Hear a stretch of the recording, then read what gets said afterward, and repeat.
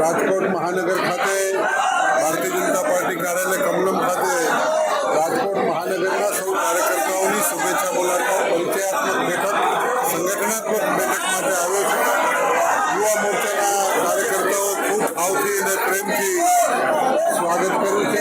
રાજકોટ ભાજપ મહાનગરના કાર્યકર્તાઓએ પણ ખૂબ ભાવથી પ્રેમથી સ્વાગત કર્યું છે અને આજે આખો દિવસ સૌ વિવિધ શ્રેણીના બેઠકો વિવિધ શ્રેણીની અંદર અલગ અલગ તબક્કાની અંદર કાર્યકર્તાઓ સાથે વડીલો સાથે બધા સાથે એક બેઠકનું આયોજન કર્યું છે અને આ એક સહજ પ્રક્રિયાનો ભાગ છે। ભારતીય જનતા પાર્ટી દેશના યશસ્વી પ્રધાનમંત્રી નરેન્દ્રભાઈ મોદી સાહેબના નેતૃત્વમાં ચોક્કસપણે જીતશે અને મહાનગરની અંદર પણ ભવ્ય વિજય પામશે।